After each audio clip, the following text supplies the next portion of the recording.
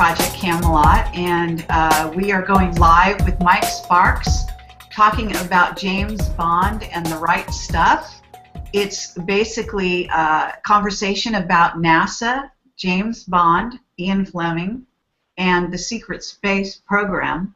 And so I want to say that Mike Sparks is a former U.S. Army Airborne Infantry and Marine officer, and he is a James Bond historian, and he reveals why what he calls the white space program, I assume that's the surface NASA program, struggles continually just to get into space when a winged space planes pioneered by Chuck Yeager's The Right Stuff test pilots are putting civilian satellites and soon celebrities into orbit with no problem. And this is a fascinating discussion that we're going to have here. And sorry for the very strange start we've had.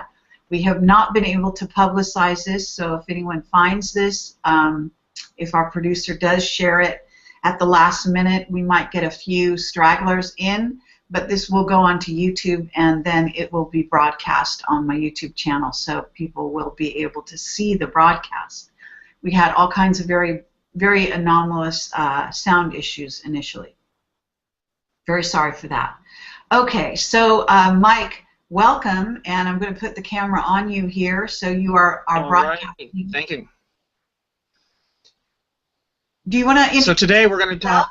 Yes, today we're going to talk about. What's that? Sorry, we have a delay. If you could talk about yourself and your background a bit in the beginning before you launch into the topic. Oh, right. Before we launch into space, right. My background is military reformer, and the goal there is to make the military better. To do that, you've got to question if there's a better way of doing things. So that usually starts at your own level, which in my case, infantry level, is obviously basic ground combat. But then, as you get more advanced in your thinking and you start asking about other things, you go to the next level, which would be machines moving you across the ground or across the water, and then machines moving you by the air. And then the next step of that, of course, would be space, which is an achievement mankind in this generation achieved in the 1950s. Yet, as time goes on, we have not gotten better at getting into space. So myself as a young man watching the Apollo moonshot, supposedly, right, and seeing us then thereafter just basically struggle to get into space, it makes you want to do some James Bond work, do some reality confrontation, and then once you find out that don't fit, you're going to have to do some reality reconciliation. So that's the James Bond method. If you notice, James Bond, Ian Fleming's character, will reality confront these weird things to get a response, to get some kind of tell about what's going on, not just sitting back and trying to run a test tube experiment. We'll talk a little bit about that. That's no way to view life in this planet or in the universe, is by a test tube repeatability experiment. There's more going on here than our theology is even able to grasp. So there are supernatural actors going on. Now, Commander Fleming was of British Naval Intelligence, and after the war he was working for MI6 Special Secret Intelligence Service, before the war for a short period of time and then after. And Jim Mars thinks that he was murdered just before the Warren Commission came out, because with the 007 fan base, he could have told the world it was bogus and a lot of people would have believed him. So he was a friend with President Kennedy, and it's suspicious that he died just before the Warren Commission came out. So the first question we're going to ask, the reality confrontation, is part one. Why don't they want Chuck Yeager in space? If you've seen the movie The Right Stuff, you will see that they don't want him in space. And that doesn't make sense, because the beginning of the movie, they asked the question, is there a demon lurking around Mach 1? The voiceover, is there a demon lurking around Mach 1? And pilots are getting killed. And you'd think would want somebody like Chuck Yeager to confront that. Is there some kind of supernatural entity stopping you from going faster than the speed of sound? some kind of mechanical resistance, or, you know, let's find something that does go faster than the speed of sound, like the 45 caliber bullet, replicate that in the fuselage of your plane, make the thinnest wings possible and a rocket engine, push the envelope, bang, you've broken the sound barrier. So that's reality confrontation. Such men that are willing to put themselves in kinetic energy danger have the right stuff. So once you've reality confronted, you have this piece of information, then you've got to reconcile that with your previous thoughts. So what you have at the end of World War II is that the evil men and women running the world were thwarted by men like Chuck Yeager, Ian Fleming, James Gavin, you know, George S. Patton. All these guys have the right stuff, which is a combination of decency and courage. They basically put the kibosh on World War II. So the powers that be said, we're not going to let these guys be in charge ever again, because we saw what happened. They break things like the sound barrier to end wars before, you know, they're supposed to, you know, result in Nazi Germany running the world. So in 1954, the Bilderberg Hotel meeting, where they named the name Bilderbergers, they consciously decided to not build a public utopia. They said, we could do it with the new technology coming out, but we're not going to do it, because we don't like the people. We don't like sheeple. So we're going to build a private utopia for us. And you can read about it in our new book called Hive Theory, Why Humans Stay in Destructive Rackets. It's a free book. We're not making money. We're just saying, here, let's look at the facts. And you can find that free book on Hive Theory on lulu.com/spotlight. James Bond is real. So that reconciliation took place, unfortunately, was with the bad guys. The bad guys reconciled what was going on, and they said, we're not going to let good people like Chuck Yeager be in charge ever again after World War II. But what people like Yeager do, even though you push them off to the side, is they're still going to push to try to find out what the truth is. And if that gets out to the common sheeple, that would force them to have a reality reconciliation. And then, of course, the Illuminati don't want that. So what I do now is ask you the question, audience. Have you heard the term out-of-place artifacts, OOPARTs, okay? What that means is we have a theory called caveman to spaceman, in that mankind just gets better through trial and error and people crashing in spaceships and planes, right?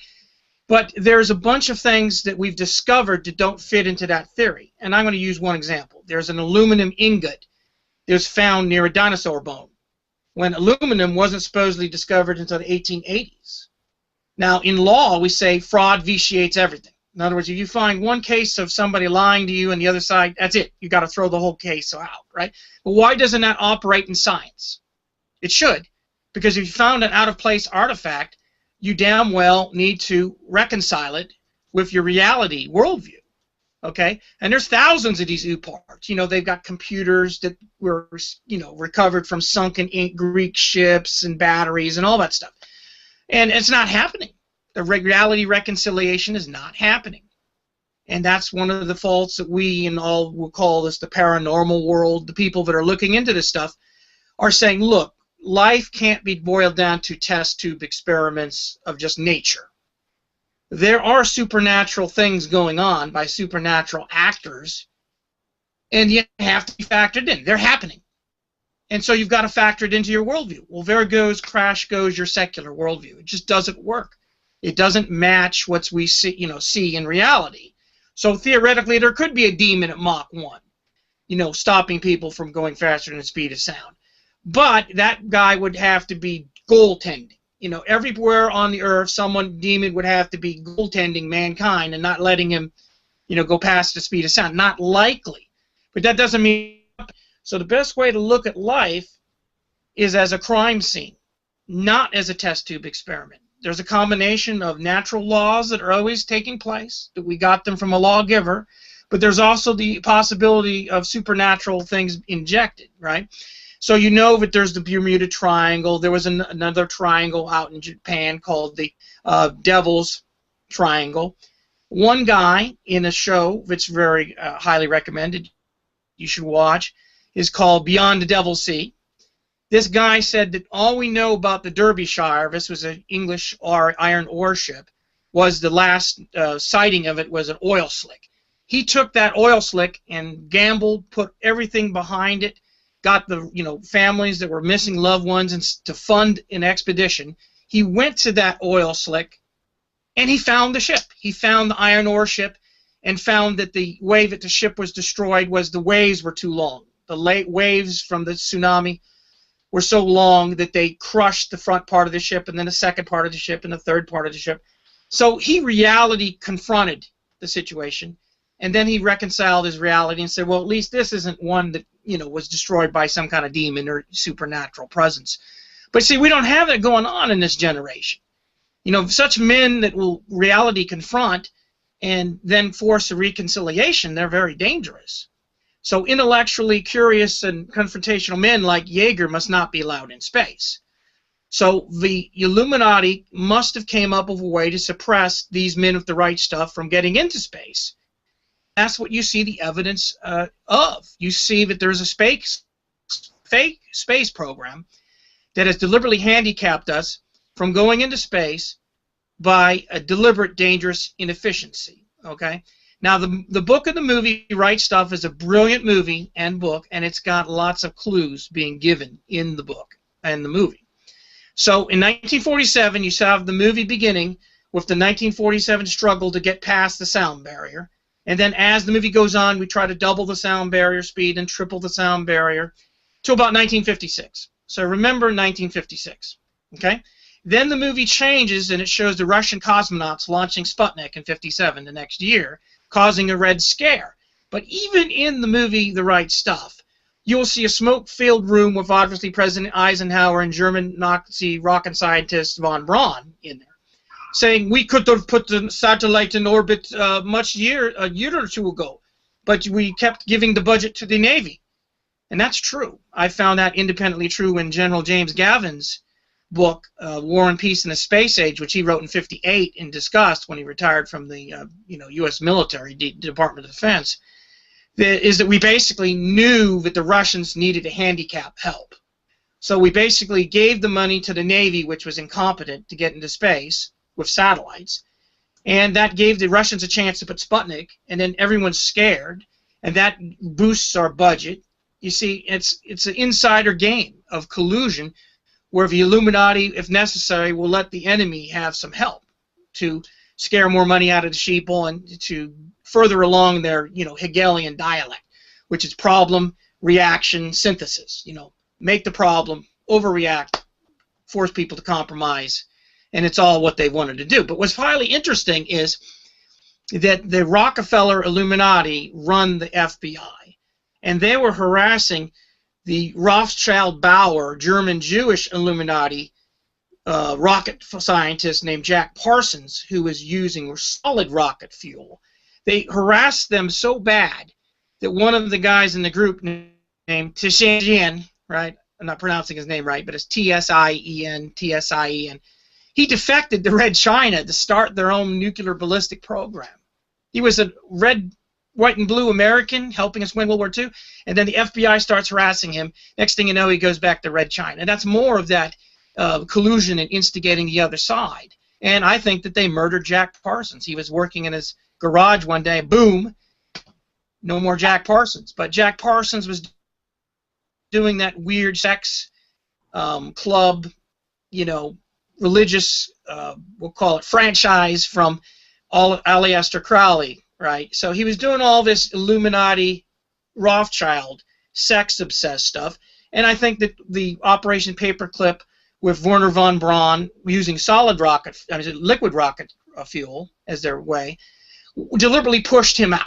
They just said, push those solid rocket fuel guys out, and they were pretty brutal about it. Now, if you go into the FBI records, von Braun did that during the war. We try to paint him as a nice guy and a saint and all that. He wasn't, warlike. But during the war, there was a guy who was a rival to him, and von Braun got him killed, put into a prison, a war camp, actually concentration camp, and his wife was also thrown in the camp too. So von Braun could be brutal, So most people try to categorize him as an SS major who looked the other way. Mike, can you hear me? I just want to slow you down there because where are you getting this information about von Braun? I do find it very interesting, and can you give us your sources on that? Yeah, you go to the FBI files on von Braun, and they're alphabet letter A, B, C, D, E, F, G, H, and you go to each one of the von files and actually read them. You'll see that somebody tried to kill him with a private aircraft engine malfunction. He was sending correspondence to somebody in a P.O. box. So he's doing a lot of weird, shady stuff. And then in the very last, next to the last document, you'll see that during the war, von Braun had a rival, Meikle something. You know, I don't have it in front of me, but I can go back and look it up for you. He actually put that guy, a rival rocket scientist, in a concentration camp, killed him. So von Braun's got a lot of shady things that he's done. Most people will try to say he looked the other way at the tunnels, the middle works, where he just looked the other way and let people work to death, you know, building his rockets. You know, the joke is, I aim for the stars, but sometimes I only hit London. Okay, that's a little bit of a joke, but he's trying to get to the stars, and first he's got to blow up a lot of innocent Londoners. But interestingly enough, Ian Fleming in 1954 warned about von Braun clearly in the book Moonraker. That book, Moonraker, is totally different from the movie, which we'll talk a little bit later. But in it, it's clearly von Braun is Drax, you know, former SS officer, and he has a nuclear-tipped rocket test aimed at London to do what? Destroy the financial markets and get a killing on the stock market. Now, doesn't that sound familiar? They got the idea of the 9/11 people got the idea of reading Ian Fleming. Let me ask you, where you're saying he was the character. How do you know that Ian Fleming intended that character to be von Braun? Did he look like him? Was there some obvious designation that made it really clear in the viewer's eye? Yes, he was an SS major, you know, Drax. Hugo Drax was trying to infiltrate Allied headquarters, and a bomb went off, and it disfigured his face. And that is totally like a guy named Skorzeny, who's got a disfigurement from a sword duel. And then you've got him taking an alter ego model of being a altruistic scientist who's going to give the West rocketry for ballistic missiles to, you know, supposedly keep the Soviets at bay and eventually go into space. So Drax is a character clearly drawn as a combination of Otto Skorzeny, the leader of the Brandenburgers, okay, German SS Special Forces Unit, and von Braun. It's a combination of both of those guys. I mean, 1954, who fits the example? Who's the guy who's been brought over to the West to work on rockets in 1954 and is a genius and everyone gives him everything he wants? It's clearly von Braun. And he's got mighty men. He's got like 50 mighty men working under him. It's clearly Operation Paperclip. And that's, of course, why the movie is yet to be made of the Moonraker story. You'd have to go retro, which I don't see any problem with. You've got Anthony Horowitz writing the latest James Bond novel starting from right after, you know, the end of Goldfinger. So, and you've got the new Man from U.N.C.L.E. movie starting from 1964. So it could be done. There's no reason why we can't actually do a Moonraker that's faithful to the story, but it's going to scare a lot of people, okay? Because it's clearly saying that the Nazis were not defeated in World War II, and they went in two directions. They went south, you know, where von Braun is sending these cryptic mailings, right? Or they went undercover and supposedly became good Americans or good British, you know, Allied scientists, you know, in Operation Paperclip, which also included supposedly Allied intelligence agency. The Gehlen Group was all Nazi war criminals. He took his whole Eastern European spy network and folded it into the new CIA, which is a whole subject I can go on and on and on about. But what we want to do is focus is on why are we having trouble getting into space. And so the FBI, who's not a big fan of a lot of people, you know, sometimes there's some good reports in there and sometimes it looks like they're taking orders. they raised the question, you know, some good FBI agents are saying, is von Braun really working for us? And that's what Fleming is saying in Moonraker. He's saying they're not working for us. They're dragging their feet, you know, to get into space or to get ballistic missiles. And in the case of Fleming's Moonraker, he actually gets a nuclear warhead from a Russian-Soviet submarine, and they're going to nuke London. So, you know, they're actually going to do a dirty, you know, 9/11 false flag attack. So that's all in Moonraker. But we're having trouble getting to space. There's no doubt about it. That's like half the theme of the Right Stuff book and the movie.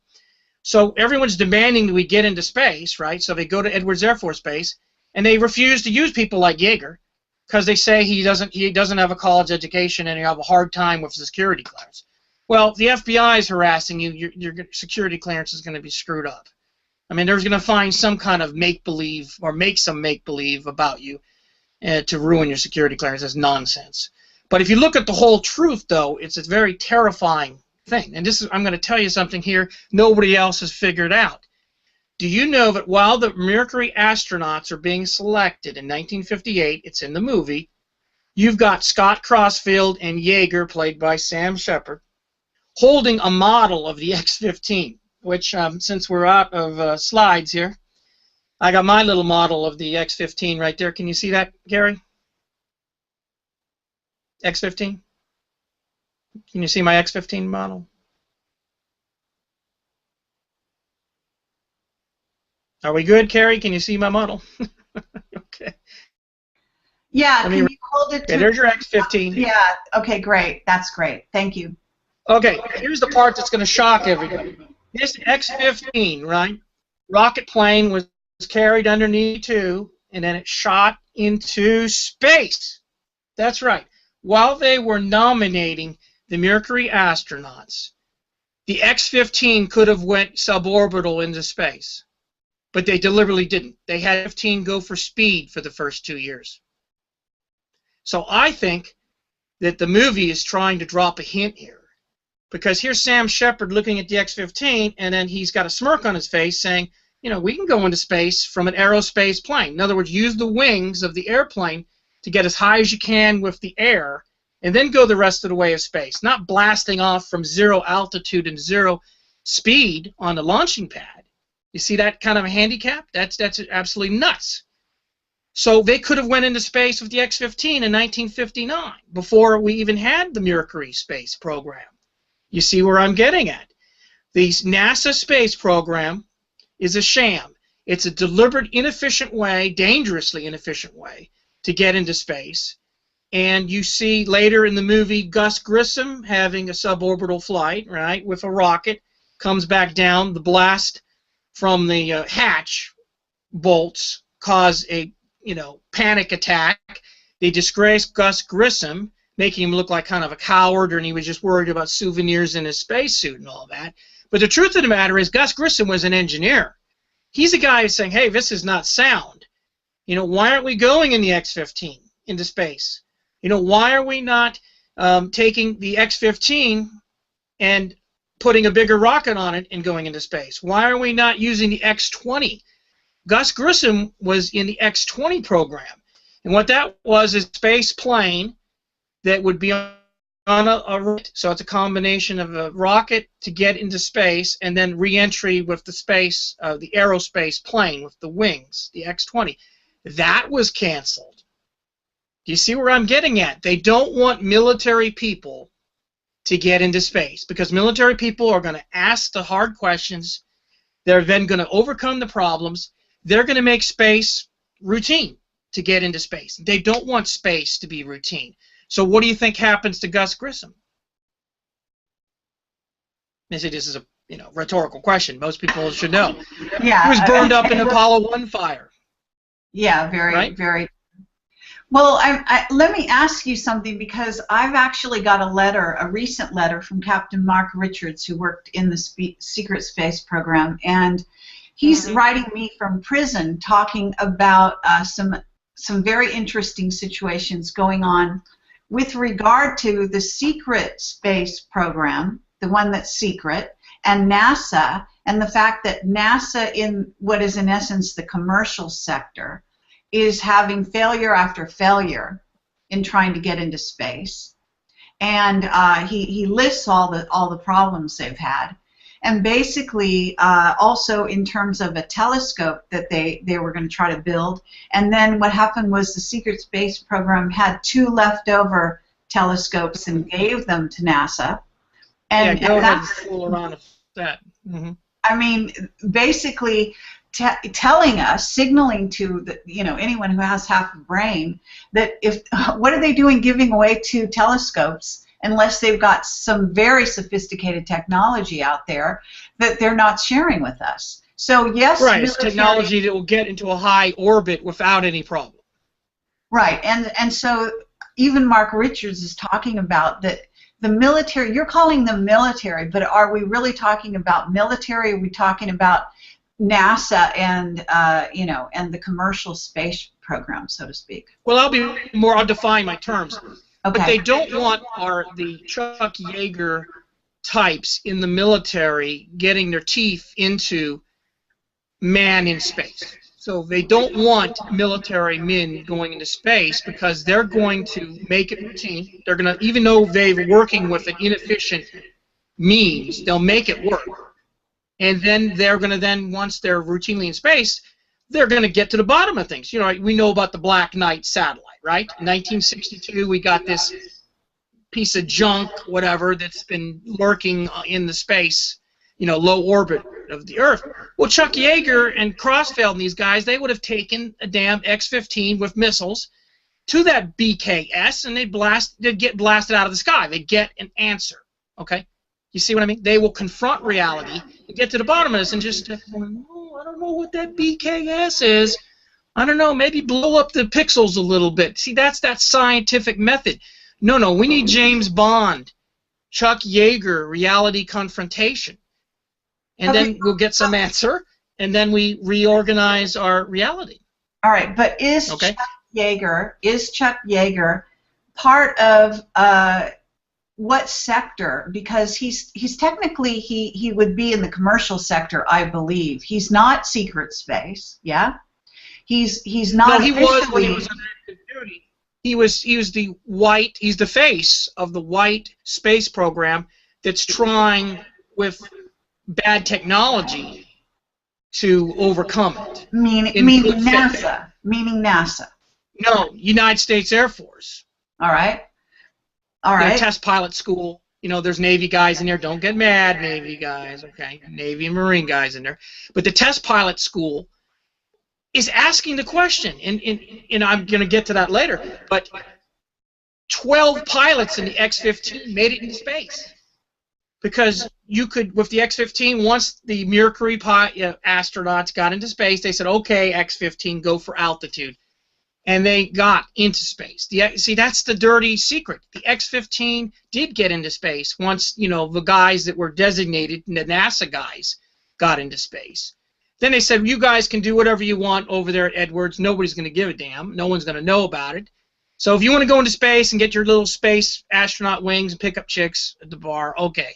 We'll let you do it. You see what I'm saying? They don't want the sheeple to know there is an efficient way to get into space. And it's always nagged me, just as a boy, as a young man, I'm saying, why don't they just take the X-15 all the way? And you can look it up. It says the Air Force and NACA, that predecessor to NASA, said, why don't we make the X-15 the space program? They said, no, we're going to use NASA and Mercury capsules. Then they said, why don't we use Dinosaur, which is a space glider on top of a rocket booster. Give the rocket people some money, right? No, we don't want U.S. Air Force people going into space. We want a civilian space program. That sounds good. But really, that's not the truth. It's not because they're not militaristic. They want it to be FUBAR. You know what that means, right? In a military acronym. They want a white space program that can't do anything right. It's going to blow up every once in a while and kill some heroes. Right. Well, they've got that. Yeah, we've got that, and it's undeniable. Okay, so you're saying that Ian Fleming. You're saying that Ian Fleming was on. All right, we'll continue as you're going to say. Sorry, you're saying that Ian Fleming was on. What did you say, Kerry? Are you saying that Ian Fleming was on to this? Yeah. Why doesn't NASA want to use aerodynamics? Okay, that's the air, to get to at least 50,000 feet, 500 miles an hour. I call that 5,500. Why does NASA keep trying to ballistically go into space and then grudgingly return aerodynamically? At 0, 0, they're trying to go from 0 altitude, 0 speed on a launching pad, blasting off. I mean, that's nuts. You're asking for something to go wrong, okay? Why don't you use the altitude that you can get from wings? Because the answer is somebody did not want Chuck Yeager using aerodynamics to reach space first. So in 1961, you got Gagarin reaching a low space orbit, one orbit around the Earth. Then Alan Shepard went suborbital, went back up and went right back down, 627,000 feet. Then Grissom went up and went back down. And then Glenn orbited 3 times around the Earth at 861,000 feet. Meanwhile, the X-15 had already gone into space, up to 316,000 feet. So the thing that I have to clarify is there's altitude to get into space, right? And the FAI, the French people say it's 62 miles, okay? U.S. Air Force says 50. That's just a quibble, okay? Where does the blue end, right? But to stay in space, you've got to have orbital velocity, okay? And that velocity is 17,000 miles, and where you overcome the Earth's rotation and the gravity pull, so you can keep going around, you know, the Earth. So you need to go 3 times the speed to do that. But, you know, we could get a head start from a mother ship. And so at the end of the movie, The Right Stuff, it ends, which I think it should have showed the X-15 clearly. It didn't, okay? But it made up for it. At the end of The Right Stuff, you've got Chuck Yeager taking an F-104 starfighter, okay, taking off using his wings and jet engine to get, well, actually get speed this way first, and then to get as high as he could. Then he flicks a switch with a rocket motor, and he gets up to 120,000 feet. And at 120,000 feet, the air's too thin. He starts getting into a flat spin. He's going around in circles. He has to eject, but he made his point. Why can't we fly into space instead of blasting off? So that question is raised in 1984 in the movie The Right Stuff. And you go, okay, well, all right, you know, maybe you've got a point here. Well, guess what, people? In 1990, a civilian company called Orbital Space Systems took a L-1011 airliner, okay, it's an airliner, 3 engines. They put a rocket with wings on it, underneath it, got to that 5,500, right? They blasted off, and they started putting satellites into orbit. So game is over. They proved you can get into space in orbit, 17,000 miles an hour, from an airplane starting off of an airplane. It's over. Game is over. You see what I'm trying to say? People realized this in the 50s. They were told, no, niet, you're not doing it. And eventually, we outflanked them by, you know, the civilian free enterprise system. The suborbital company, Space Systems, Orbital Space Systems, said, hey, why don't we do it? And they did it. And now the game is over. The lie has been given up. Now, people will say, I don't know about that. Okay. In 2004, Burt Rutan, okay, he did Spaceship One, okay? Remember that? He took a big mothership, and then he got Spaceship One, right, okay? Dropped it from underneath, lit the rockets, went into suborbital space, right, okay? And then, when it re-entered, its wings did this flutter trick, which is amazing. I mean, you're thinking you re-enter, you've got to have a heat shield, right, or, you know, ablative, thermal tiles. He has it like a leaf. So where did Burt Rutan get this idea? A lot of people are saying secret space program. He revealed something about the secret space program, that they know how to re-enter the Earth's atmosphere without having to use heat shields and thermal tiles. And, you know, basically they rubbed his noses in it. Burt Rutan said to NASA, you know, middle finger.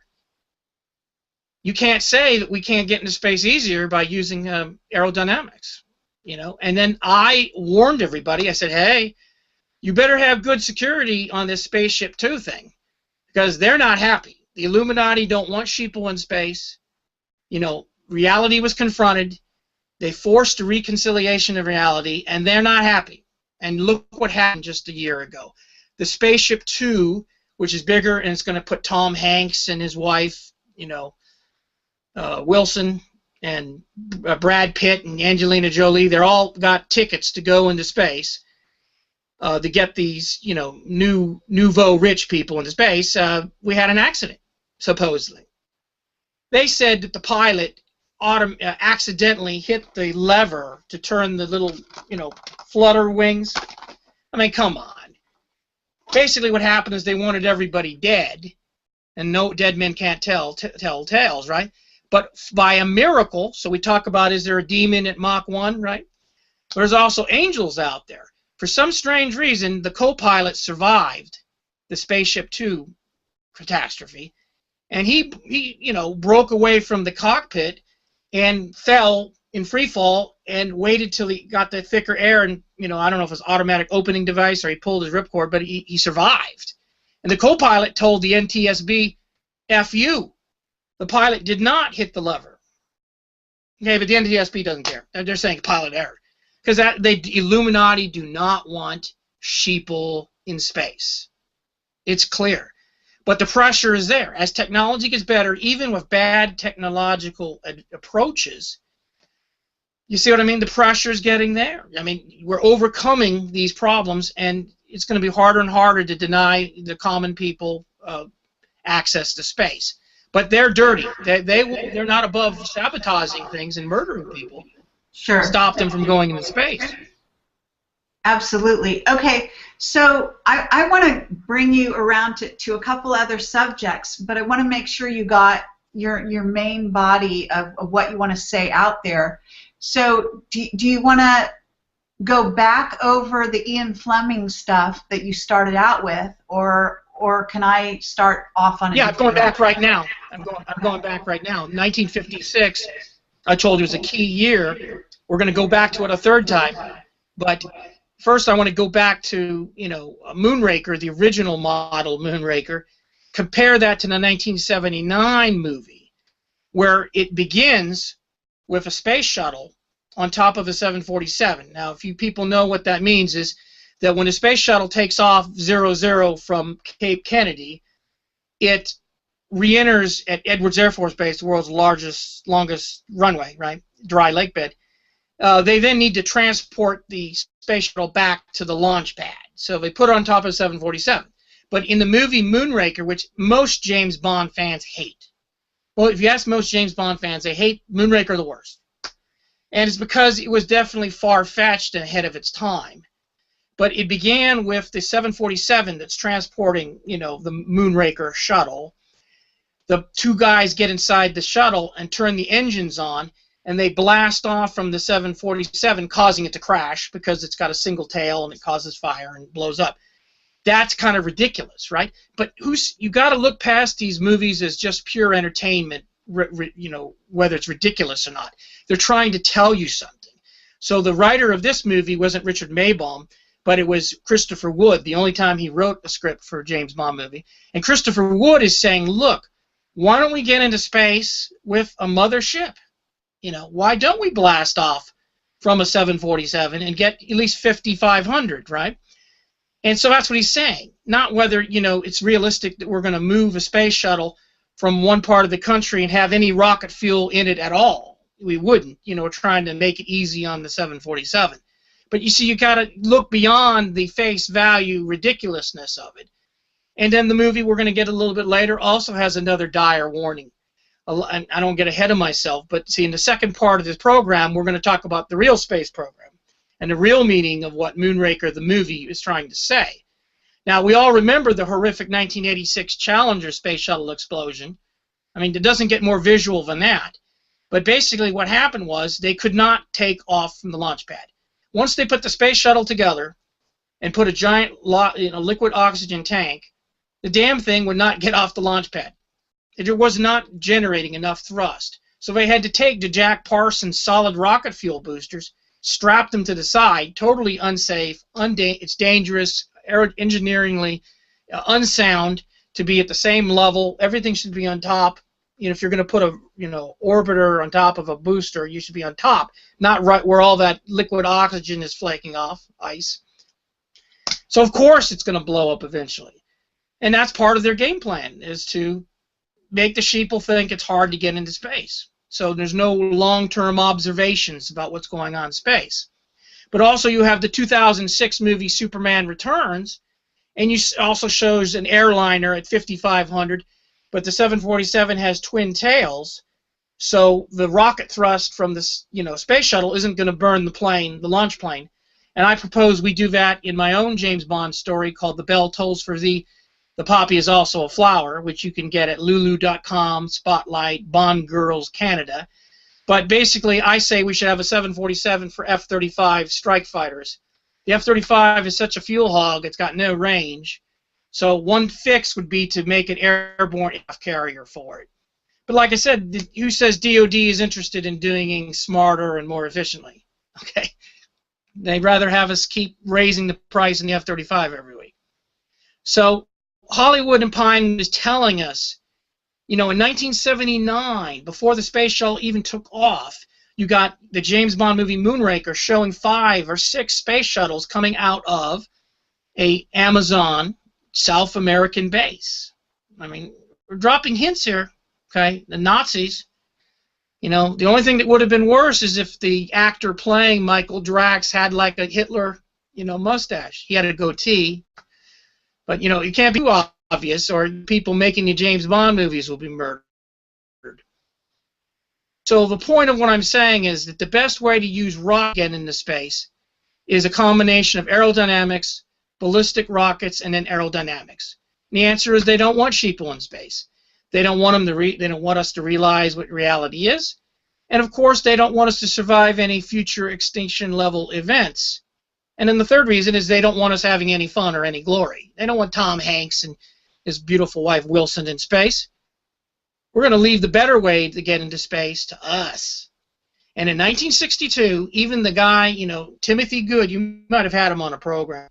Timothy Good is like Mr. E.T. cheerleader, come hug me, E.T., have your baby for me. He's Mr. E.T. Even Timothy Good says in 1962, America had perfected anti-gravity craft. So there's the game. By 1962, they said we got to keep the sheeple downpressed, suppressed. So we're going to create these capsule-driven rocketry. We're going to keep the military out of space and their aerospace rocket planes, and we're going to keep the anti-gravity to ourselves. Now this is the part where it's really going to get you all freaked out. Yes, there's a better way into space called anti-gravity craft, and it ain't for you, okay? And they don't want the Yeagers and the Flemings and the Gavins figuring this out. Remember 1956? 1956, here's Yeager trying to get Mach 3 in an X-1A, and they're spinning, and there's a movie playing all over the United States. That movie's called Earth versus the Flying Saucers. 1956, same year that Yeager's trying to get faster, right? This is just 9 years after we sent a military invasion force under Rockefeller Illuminati member Admiral Byrd to try to evict the Nazis, okay? So in 1952, we had a flyover of flying saucers over Washington, D.C. Capitol to tell President Truman, back off. So in 1956, the movie Earth versus Flying Saucers, which you can go to YouTube and watch it, I highly recommend it, with an eye not towards entertainment, but as an eye towards history. What are the people of 1956 know, and what are they telling us? Okay? And Ray Harryhausen, the guy that did the excellent, special effects, was a World War II movie maker in the U.S. Army, along with Richard Maybaum, who made the James Bond movies, except for, like I said, Christopher Wood. And so they're both in Army, Air Force, or Army, the regular Army, making movies in World War II. Okay? And in 1952, the first movie that the Albert Broccoli movie group made was called The Red Beret. And you can see my YouTube video all throughout the movie. They're throwing the beret like a flying saucer. They're throwing the beret. And then in 1957, they make the same what's the name now? Warwick Films. They make another movie called High Flight in 1957. Anthony Newley, the guy that wrote the lyrics for Goldfinger, is an officer in the Royal Navy, Royal Air Force, going through school, and it shows him drawing a picture of an anti-gravity craft in 1957. So clearly, Maybaum, Albert Broccoli, these guys know that there's flying saucers, and everyone's seeing flying saucers in an increased rate after the end of World War II. Okay, so they're dropping hints in their movies that flying saucers are human. They're anti-gravity craft. Okay. And you can see, go to the YouTube channel, Dynamic Para 2, my YouTube channel. You'll see I show the footage from High Flight and the Red Beret. So they're dropping these hints in movies. Now it could be a taunt, sheeple. You're so dumb you don't even see it. But I don't. I think that Albert Broccoli and these guys are trying to get the message out without getting themselves killed. But the beginning of the movie, Earth versus Flying Saucers, it's amazing. So the movie's made in 1956, right? It shows that the main character, by Hugh Marlowe, and he's got a beautiful wife, their husband-wife team, they're putting satellites in space as an early warning system against, alien attack. In 1956, we didn't have satellites. Okay, we had not put in a satellite in space, as far as the world goes, until the next year. So here's a movie with the gall, the audacity, just like Moonraker in '79. To say we're going to have satellites. I thought that was very, very, very, prescient, whatever, foreshadowing. Okay, in the movie, then the evil aliens send, a space flying saucer to buzz the young couple, and they have the presence of mind to record the sound of the UFO buzzing them, and it's kind of like a Star Trek thing where they slow down the tape, and then they find out there's a message. Very good, kind of like X-Files, and they go back to their project to put more satellites into Earth orbit to protect us, and then the aliens land. They capture the beautiful wife's general father, and they then send a message, or they decode it, whatever, and then Hugh Marlowe says, I've got to go to this location and get on the flying saucer. Well, normally people scared out of their wits are going to run like crazy, or they're going to get angry. They're not going to get on any flying saucer, but it's amazing. The flying saucer voice, get on board. So they get on board the flying saucer, and it shows them zooming away from the Earth with a screen like a Star Trek screen, and none of the actors are getting scared that, hey, we may never get back. So that's a little continuity reality flaw. But then they show Dad, dear old Dad, brought in, right, and they've lobotomized the poor guy. And the daughters is horrified, and they eventually drop them back to Earth, lower them down to Earth, and say, go tell the rest of the humans that resistance is futile and all that crap. Of course, they immediately go back to making some kind of microwave cannon, to stop the flying saucer spinning. And, I'd be pretty pissed, too, if my father was, killed like that. And they eventually show that the UFO alien just dropped the two bodies in the middle of a forest fire. Real nice of them. So it's getting you to hate these flying saucers. But I didn't say this, but the movie begins by saying there is a bunch of real UFO sightings all over the world. So the movie starts from the premise that this is real, and then they take it and run with it with, the external foreign enemy devil, theory. But we haven't got to the most scariest part yet.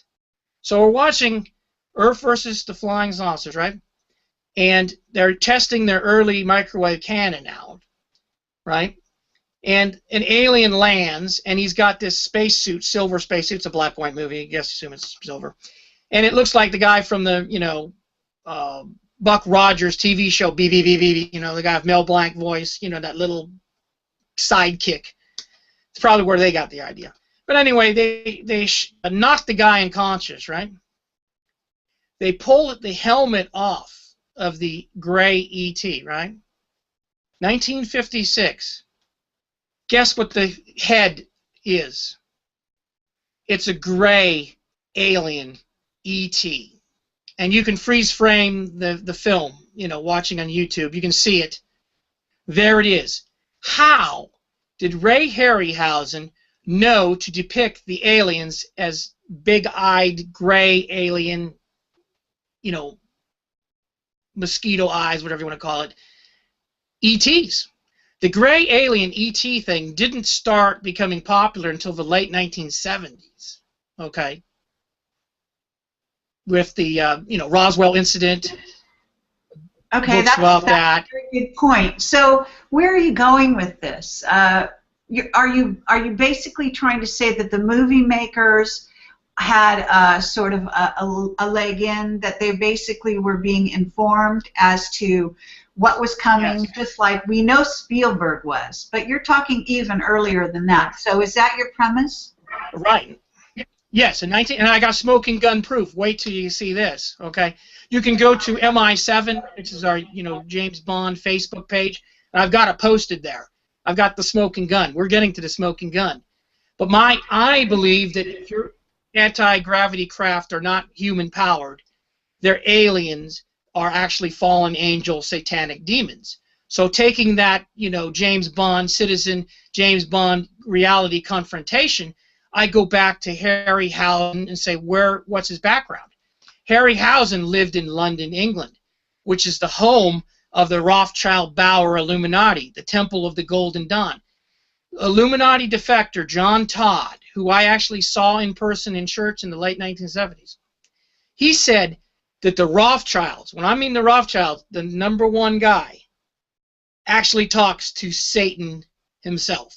If that doesn't scare the Shiite out of you, he's talking to the lead evil supernatural being that's running the world into the ground.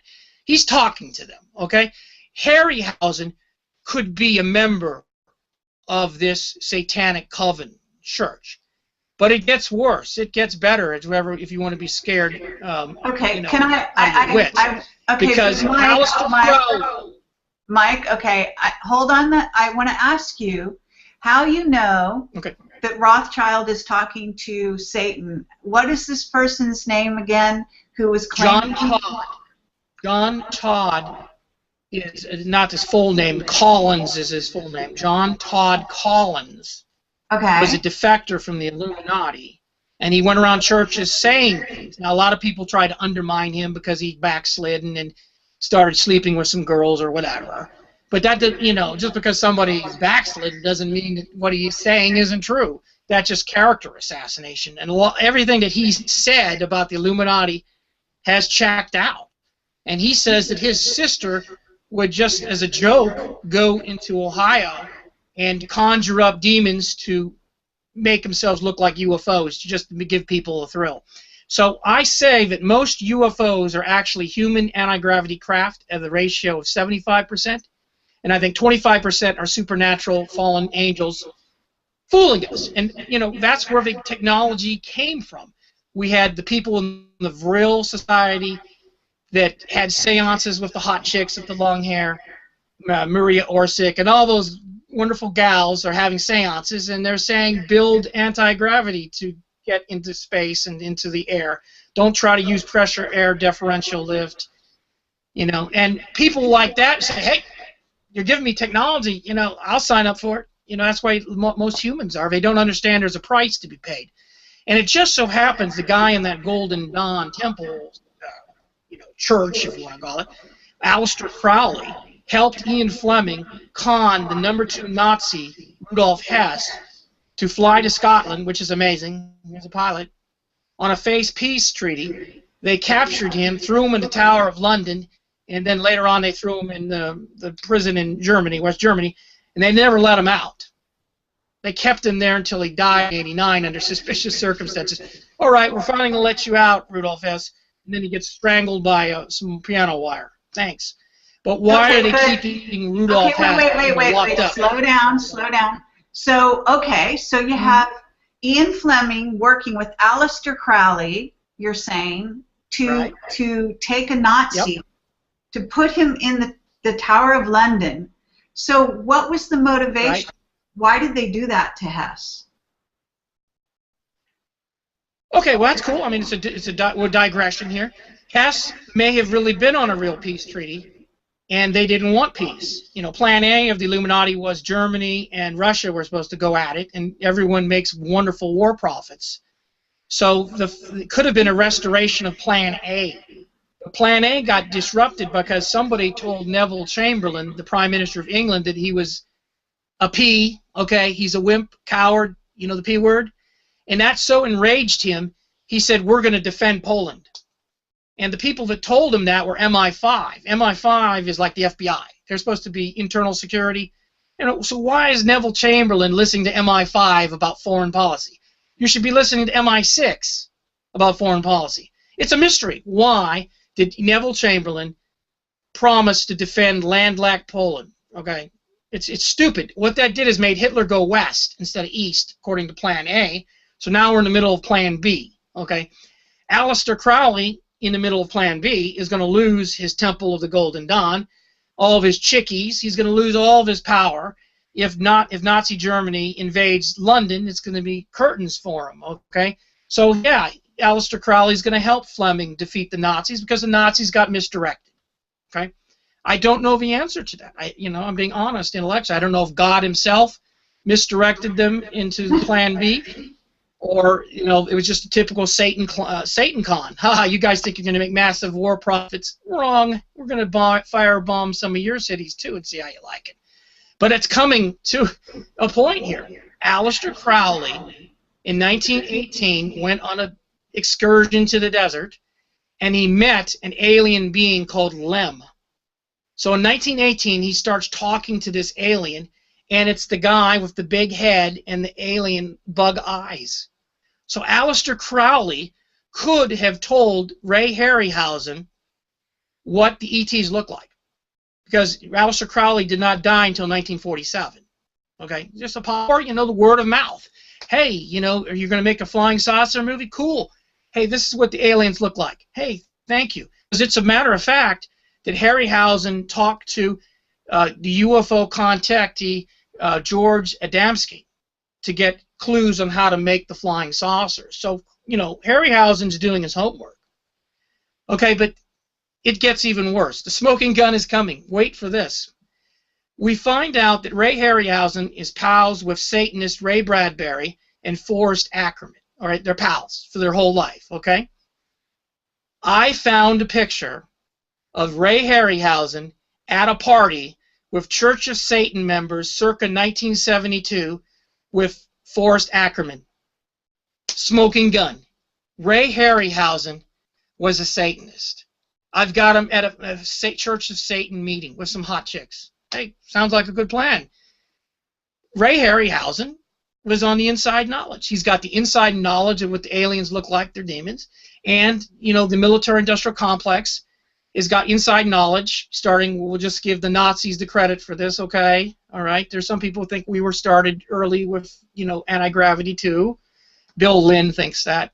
He thinks as early in 1936.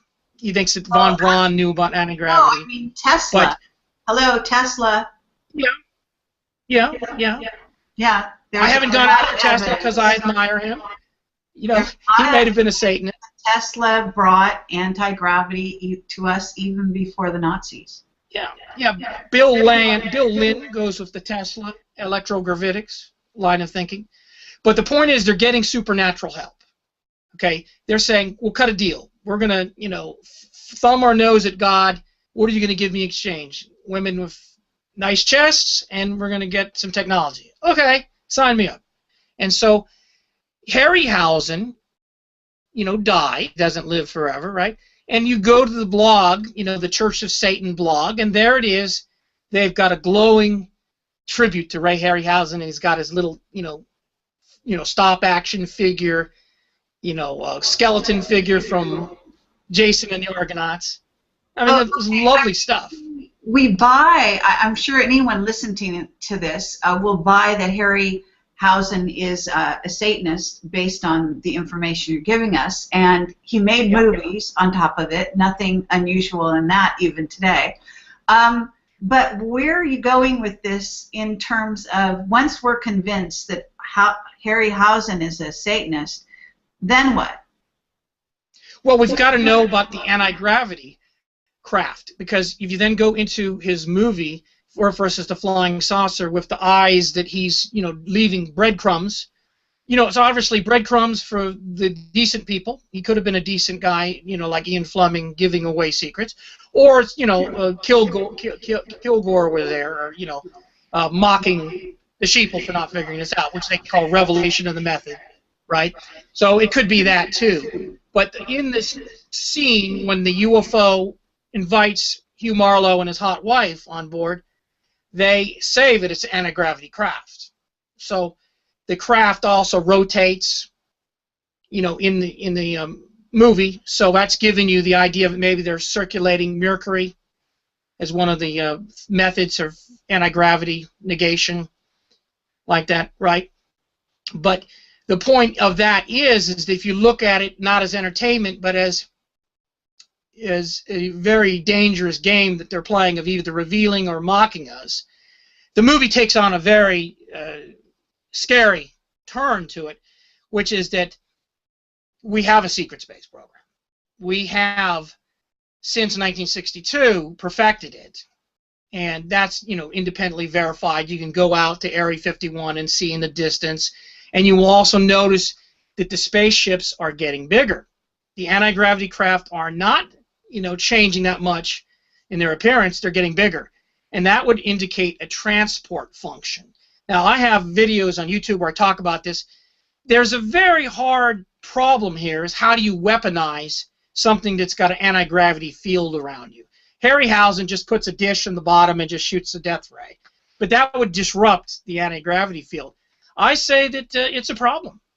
I say that it's not easy to weaponize anti-gravity craft, so their military utility is limited. It would be limited to spying on the enemy, reconnaissance, or inserting, extracting spies or commandos, or emplacing a nuclear bomb.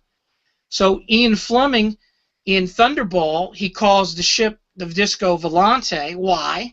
He's saying the ship is a flying saucer, and then the ship has got 2 stolen nuclear bombs. Ian Fleming is trying to put 2 and 2 together for us, that in 1950s, one of the first UFO sightings in South America, it says in the headline, Disco Volante sighted in Peru. And so what Ian Fleming is trying to get you to do is do some homework, and I guess hard because you don't have the internet and you got to go into the microfiche or whatever, old newspapers. But he's trying to say that the UFOs that we're seeing could be used as nuke bomb emplacement things, and that's what the Thomas Mantell sighting is all about. I've got a video on this where I just dissect it. But in 1947. Over Fort Knox, Kentucky, the Nazis love gold. You have a UFO hovering at low altitude. So all these people saying it's just a weather balloon and all that, they deliberately don't reconcile reality with all the facts. It's hovering at low altitude, spying on Fort Knox, and then zoom, it goes straight up into the sky. Just so happens Thomas Mantell is flying a P-51. I've got a P-51 model I can go bring it. But anyway, the P-51 flight happened to be in the area. They zoom, and Bill Lynn actually talked to one of the survivors and said that Mantell got too close to the anti-gravity craft and it mangled his P-51, and he's the first man to be killed, in the white world from a flying saucer chase which I think were Nazis. Because the Nazis love gold. They just do. It's their MO, modus operandi, okay? Me, it'll be chocolate milk, okay? Okay. See chocolate milk, Mike might be nearby, okay, or Dr. Pepper. But the Nazis love gold.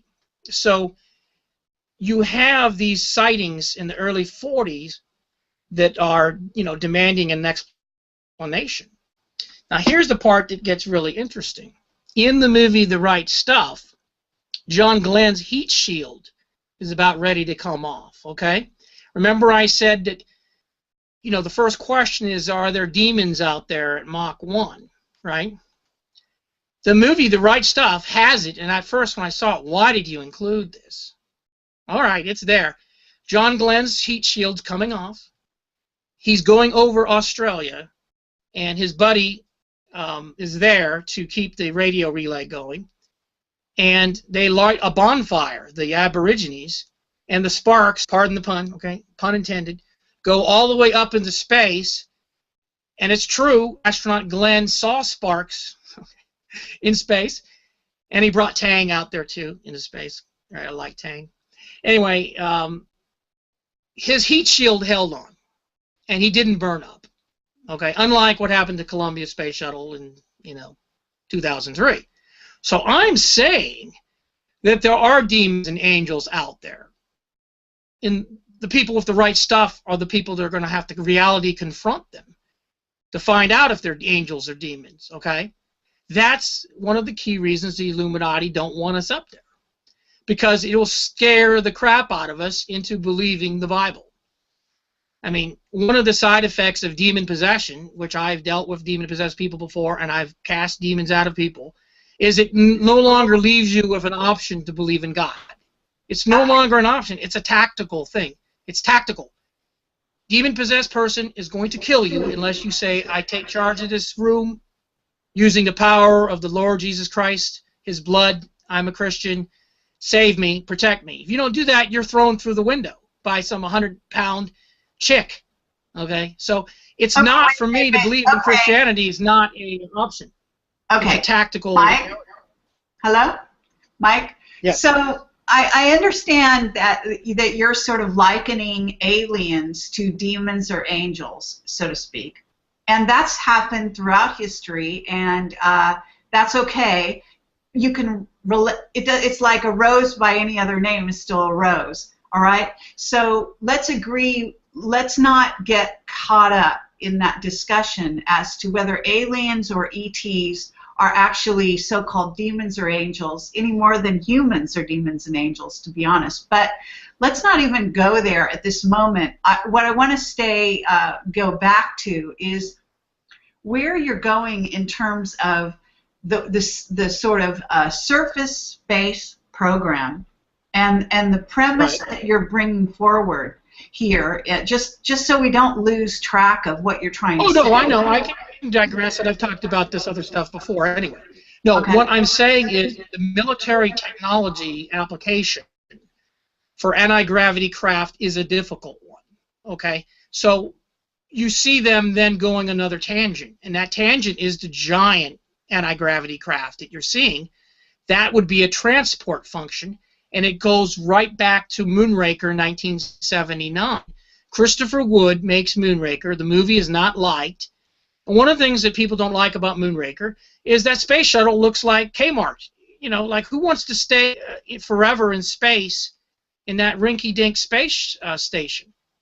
It's not Noah's Ark, even for 40 days. It's only for a short period of time that the Moonraker, perfect couples, go to the Moonraker space station. They're only going to be there long enough for all the sheeple on the Earth to be killed off. See, I didn't pay attention because, we're watching a James Bond movie and you want to see cleavage and explosions, and I don't see any, Like in the last movie, The Spy Who Loved Me, you got cleavage all over the place, And this chick, she doesn't show much, and that makes a downer movie. So you're watching this and you're, as an adolescent, you want boobs and explosions, and you missed a little finer point that the movie is saying that the elites only want to get off planet for a short period of time. Then they want to go back when 6 billion of us are gone, and they got a little more elbow room, you see. That is an extremely profound message in Moonraker. And I don't care if the movie doesn't entertain you. The movie is making an important warning, you see. Okay, so you're seeing UFOs, you're saying anti-gravity craft, you're seeing them as transport vehicles as they get bigger. Right. Is that the idea? But yeah, they've been getting bigger and bigger over time. Okay, but beyond that, initially you were talking about how the Illuminati are not wanting to let the commercial space program get very far. I mean, they're letting them go to a certain point, yeah? Right, they'll let them do the unmanned probe as long as, they control the feed. Okay. I'm not one of those feed guys. You're, what's his name, Hoagland. He's got a hot wife, though. I admire that. But anyway, Hoagland, I don't know if I trust that guy, but you know, the Hoagland stuff. You know, there's no chain of custody. You've got this feed coming, and they're seeing this thing that looks like a woman, and or there's a light, strange light from the Mars rover, and all that. You know, it's fraud vitiates everything. We got to look at things like a crime scene. You know, if you aren't seeing it in person, which is why we need a manned space program. We need a manned space program so we could put John Glenn out there, a Chuck Yeager, or a Mike Sparks, or a Kerry Cassidy. And when they see it, they're going to get off their butt and chase the thing down, put it in a cage, bring it back, and reality confrontation. Not this, well, I think if you sharpen the pixels here, that kind of looks like a maiden. Oh, no, that looks like a flare from the reflection on the spaceship. There's no certainty. So they'll go along with the space probe. There's no closure to it. Okay, I appreciate that. But what I want to do here is find out where you're going with this kind of premise, because now you're bringing in a population elimination program and sort of getting off the Earth temporarily. Where are you going with that? You know, we have Earth changes possibly coming, et cetera, et cetera. Are you going in that direction? Are you? Is there? Well, we have to. Are you creating in your mind, or are you looking for evidence out there of a diabolical plan to eliminate the population, and by what means? Well, we have no choice. The facts are driving us. You know, I talk once in a while to Carol Rawson, and she was von Braun's assistant. And Carol says that von Braun told her before he died that they were going to play fear cards. You're aware of this quote, I'm sure. Yes, I am. The first fear card's going to be your rogue nations, your terrorist attacks. And when that no longer scares the crap out of you, then you have nuclear war. And when that doesn't scare you anymore, you have asteroids. And then the final fear card is going to be E.T. They're going to have to keep upping the terror ante with the sheeple, because the sheeple have already seen that. It's a rerun. It's a repeat. We've already seen 9/11 with the terrorist committing suicide. Ho-hum. It's got to be something bigger. Okay, but so what I'm trying to do is get ahead of the threat, so we know what game they're playing, and you've got to do it. I mean, you've got to lay the groundwork, and that's what we're doing in this groundbreaking broadcast today. Is I'm showing that the action-reaction rocketry and action-reaction aerospace, aerodynamic programs have been deliberately hobbled. Okay? There is no reason why we can't just build a bigger NF-104 starfighter. That was what Chuck Yeager took to 120,000 feet with the rocket. Why don't we just build a bigger one of them? And the answer is, why don't we? Well, because they don't want they don't want space to be routine. Okay, but let me ask you something about Yeager. Because Yeager, I just read that he actually did another test to break the sound barrier or something like that when he was 89. I'm wondering if Yeager is not on board with, in other words, he's not quite necessarily the groundbreaking hero, the rebel that you're painting him out to be. Are you sure that he was really was there pushback on him? You know what I'm saying? Well, yeah. I mean, the thing is, I haven't decoded him because he's still alive, and I'd like to interview him discreetly. You're giving away some of my research angles. Well, I mean, I don't want to make it bad. I want to know, is Chuck, because you're talking about a man, a hero, like Chuck Yeager, who could come forward and say, look, it's not, the white space program, as you call it. I call it, NASA commercial. Right. They're not being allowed to get into space. Why doesn't he break the silence? He's not doing that. He could. When you start getting old and you're going to kind of go there, the great out there, the great edge of the envelope, they are worried. The Illuminati are worried that people that are the insiders might just have an attack of conscience. Okay. All right. And then you're also I don't want to get too you're much also into that. saying that you think that there's going to be some kind of a population elimination plan, and you think it's going to involve what you're talking, like in my parlance would be called Project Bluebeam, an ET Right. sort of invasion scenario in which ET is the bad guys, and they're going to be responsible for eliminating large numbers of the population. Would you be going in that direction? Well, that's the one option. You've got like a flow chart. The ETs could be nice, right? Your ET, Steven Spielberg, cuddly ETs. You know, if you're going to do that, make sure they're Nordic and they got a nice figure, okay? Okay.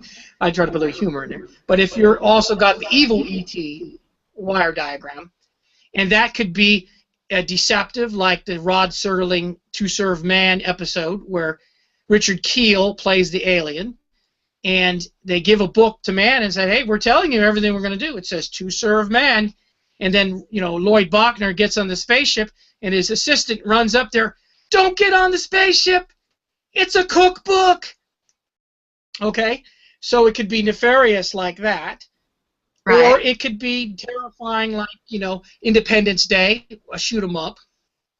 Or it could be just completely one-sided like the Childhood's End story by Arthur C. Clarke. I don't like that guy.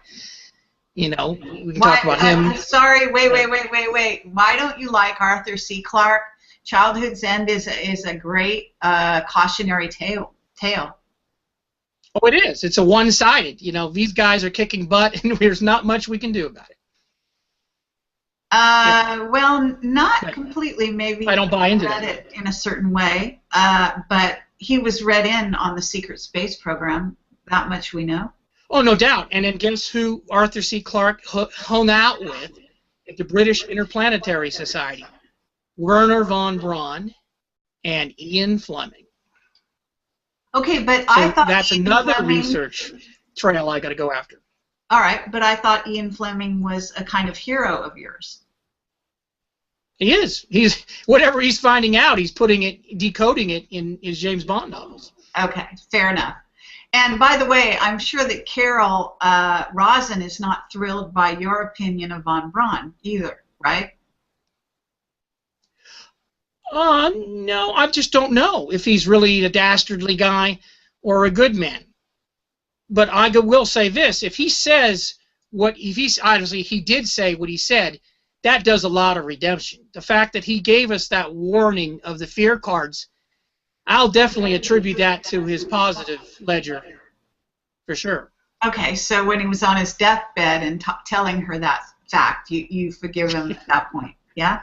I'll take heroism and decency whenever we can get it. Okay.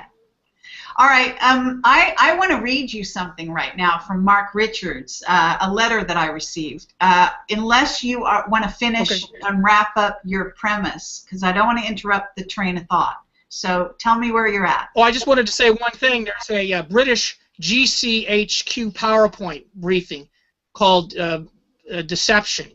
And it says, I'm not Batman or something. I am Batman. But the ways of deception, you've seen that PowerPoint briefing.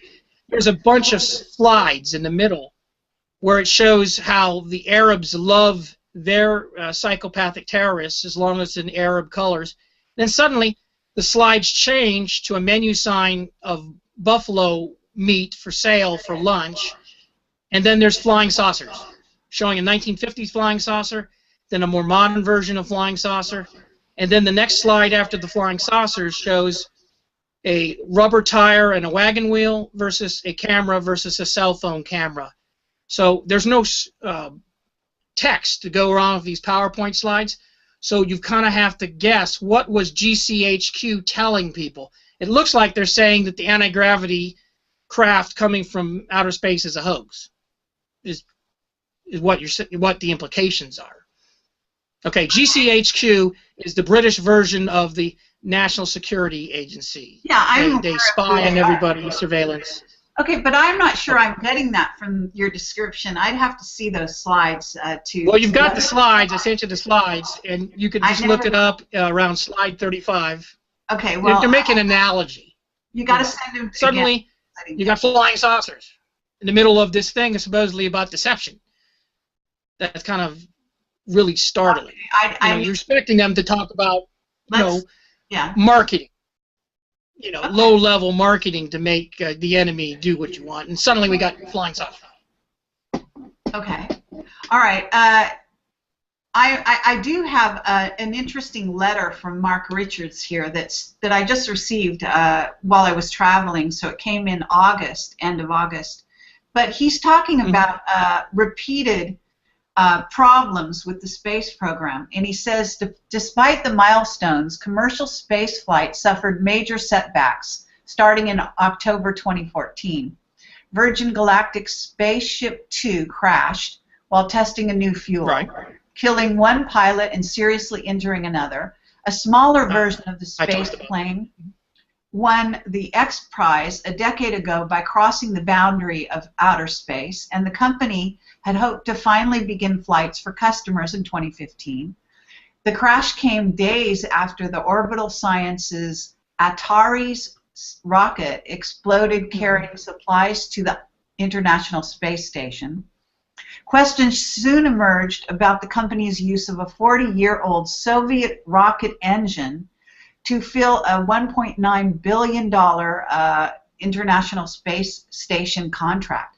Both companies launched investigations but lost a great deal of the public support. Again, it would seem as if the government funds were being channeled off to pay for related but more secret space programs, and any civilian efforts to get into space were going to be hampered by economic attack or open sabotage. And then he goes on to talk about other substantiation of how basically the commercial as well as NASA's efforts to get into space, to get things off the ground, are simply going nowhere, time and time again. You're right. So the question is, with technology improving, that should not be happening. So what I tried to do in this program is show that we can fly into space with aerodynamics. They could have done it in the 50s. They said, why aren't we doing it? We finally did it. So we should be getting better and better getting into space. But if you keep defaulting back to 0-0, blast off from the launch pad, you're going to have failures because you're doing it in a stupid manner. Well, we need to be making a larger mothership.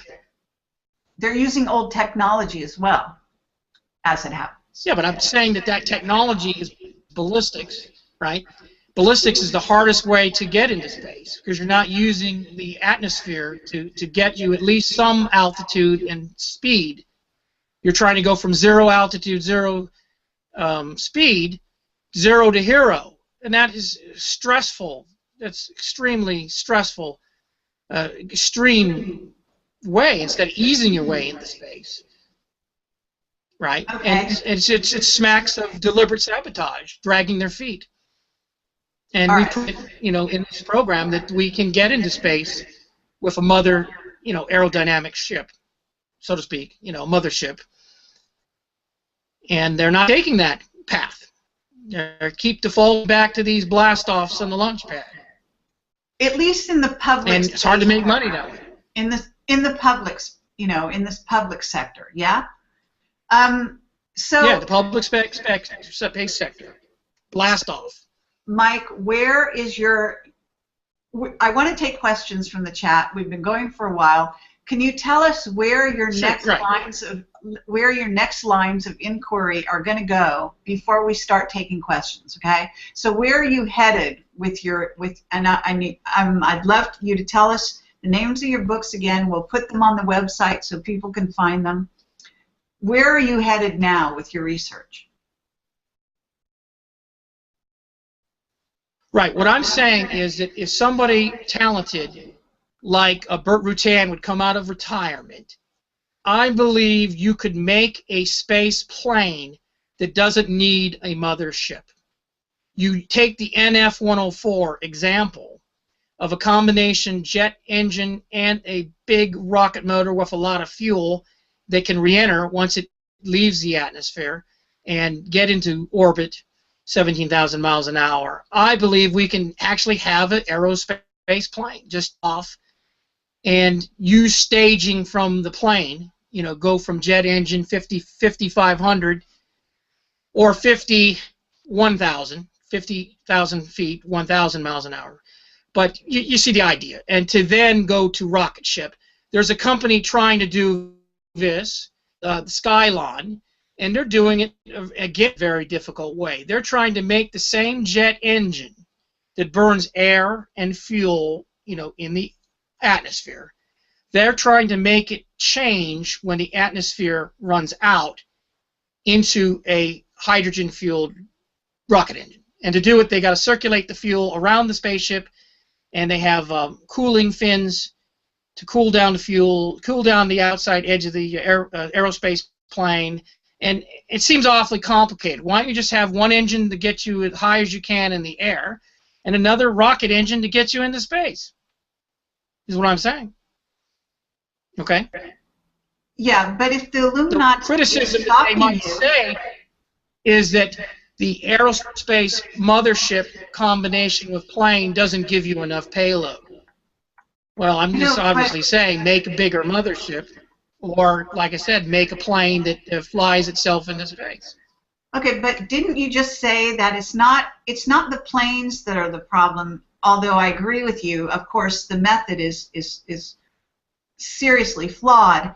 It's actually the prevention. It's the sabotage that's happening behind the scenes. It's right. A program could be canceled, right? Or they kill the Gus Grissams, or they actually sabotage the spaceship too. I think it was sabotage. I think they screwed around with the lever on Spaceship Two, so that it would prematurely flutter and during the boost phase and cause the spaceship to break up at high altitude. Sabotage. I just think that there's a lot of naive people out there who think that the world is a neutral place. There's only these laws of nature that are repeatable in a test tube, and that's all you've got to concern yourself with. No way, baby. Life is a crime scene.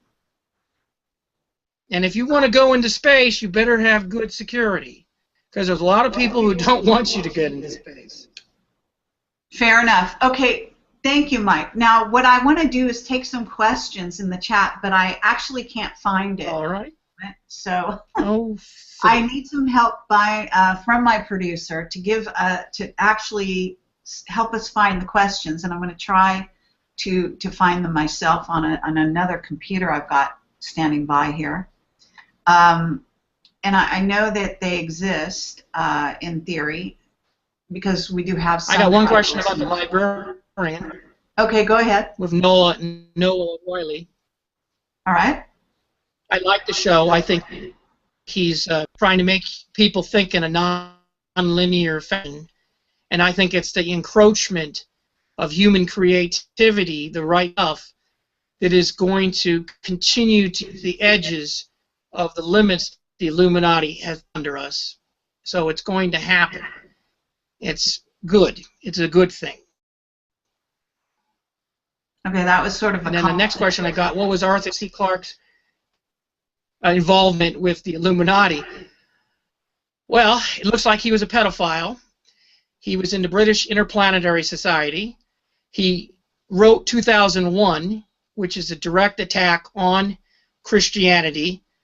And the second, I decoded that with Jay Weidner, with help of Jay Weidner. So he is the end of Christianity. He is of the mind that mankind must be given these learning events with the obelisk, and these learning events punctuate man to get off his butt. Otherwise, he would just be gnawing on bones, from hyenas. So he's beating on the hyena, chowing down on the bone, and then he's throwing the bone up in the air. Next thing you know, you got the wonderful music, Blue Strauss, music, Blue Danube, and all of a sudden, you got the space shuttle, from Pan Am, which is too bad that was at Airways. I actually flew on them before they went under. But 2001 is a story of man saving himself, which is the classic Illuminati game plan. Just keep working at technology, Then we're going to keep Kerry Cassidy looking young and beautiful forever. And then we'll go on another planet and make more Cassidys. That's not a bad plan. Okay. But first we got to get some problems resolved here, in the biological level with some help from God. So I don't want to be like a cyborg, like half my arm is, mechanical, because the rest of me is crap. All right. That's that transhumanism stuff. Well, but transhumanism is the way of the space program, yeah? Yeah, the thing is, it's a very good question. Now, someone asked, are superconductors used to push away from the Earth and control a ship? Very good question. Gravity is not a powerful force. I mean, you know what I mean? All told, it's not that powerful. Is reflecting that gravity causing the anti-gravity craft to move at high speeds, because you've got to move at least 17,000 miles an hour to escape, to get into Earth, orbit, 25,000 miles an hour to escape Earth gravity. That is an excellent question, and that's the kind of questions that have to be asked, and then we got to snoop around to find out what evidence we have maybe superconductors are being used, or some kind of Tesla. Bill Lynn gets all pissed off about this. It's not anti-gravity, it's electrogravitics, that's not my forte. I don't know how the damn thing flies, And it is an important question, is where is the thrust coming from the anti-gravity craft? Excellent question. I don't have the answer. I know how to get the answers. You've got to confront reality. You've got to confront what we see. And I always say, if you see a flying saucer and it's over your home turf, shoot that guy. If that doesn't do anything, you break out your King James Bible and see what happens. But I'm in a confrontational thing. It's one, trespassing on your land. It didn't go there on your invite, and he's not bringing any Nordic chicks. Buxom Nordic chicks are not coming. I got these ugly ET things with the eyes. That deserves a shotgun blast. So no, they're not acting as so. You can knock. That's one of the. Did Valet asks, why don't they just visit us and say, hey, let's have a barbecue together, George W. Bush? Knock, okay? We're not like little bugs, cockroaches that we can't communicate with us. It's clear that we've got television and we have abstract thought. That's one of the downsides of the movie, which is an excellent movie otherwise. Very scary, is and Prophecies. In the Mothman Prophecies, they have the interview with John Keel. They call him Leak. But he says, well, why should they talk to us? We're just like talking to, it'd be like being on a skyscraper talking to cockroaches. That's a weak part of the movie. It's clear that we have abstract thought. And you can knock. Some politeness. Or are you saying that once you get to be an advanced society, going with the ET thing, you don't have to knock anymore? Well, then that means, decency went out the window at some point. Okay, so now we got another good question. The Missour effect was this pretty. Go ahead. That's that Nazi research. Yeah, he's asking about the Missour effect, discovered in 1933 with superconductors. Yeah, you've got a Nazi culture and society that's got unlimited funds, mad scientists that have no moral restraint. So the way to find out for sure would be to conduct our own experiments. Hey, scientists, you'd like that, right? Conduct our own experiment and see if we can get propulsion from superconducting. I mean, we know that we can have repulsion in superconducting coils with high-speed trains, but that's a rail. You've got to lay that breadcrumb, out there.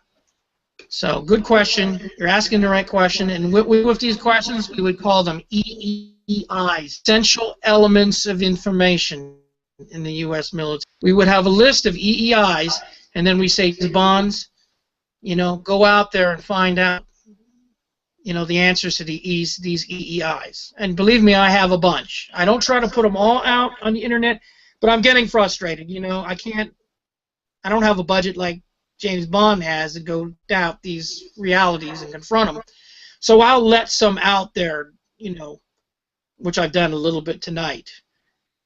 You know, time is running out. You think you know what I'm talking about on some of these witnesses. All right. Just ask him flat out.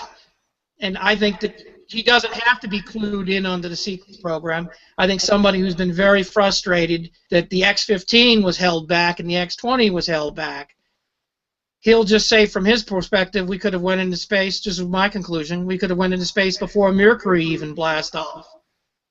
So it doesn't have to be too, you know, revelational, but you'd be surprised. You know, this Edgar Mitchell guy last week said that the ETs were not cuddly friendly.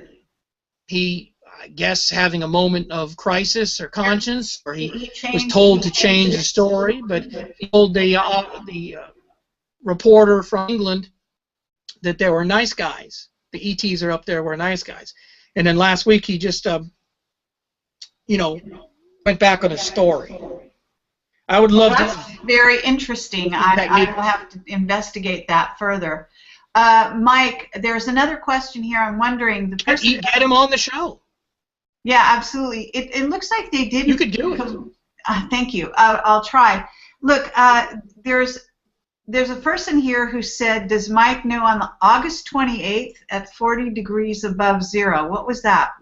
That's part of a question, or what are we missing? Does that make any 40 sense? 40 degrees Celsius? It just says, does Mike know that on August 28th, that at 40 degrees above zero?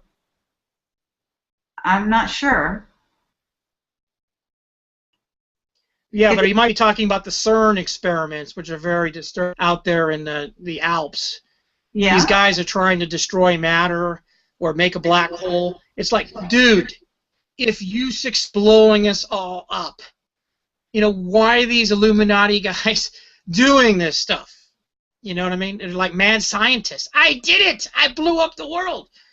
That's what I think he might be talking about, trying to find absolute zero and get past it. All right, okay. Good grief. Okay. It's scary stuff. Yeah, and someone wants to know what you think about Kundalini. Yeah, the Kundalini, as you know, is in your chakra system, and at the base of your Kundalini, if it should slip, they say that's the cause of spontaneous combustion, which can't be put. It's also the watch out with that yoga, girls. Yeah, well, it's also what will lift you into nirvana and samadhi and possibly enlightenment. So, okay, we've got about the creation of superconductors at room temperature. So it's like not, this is kind of a partial question. Yeah. Anything there in that, does that make any sense? Something has to be happening within the spaceship. The anti-gravity craft, you know, one of the arguments against them is the extreme G-force. Sentences. Whoever's writing these questions, please. Okay, we're probably going to have to shut this down.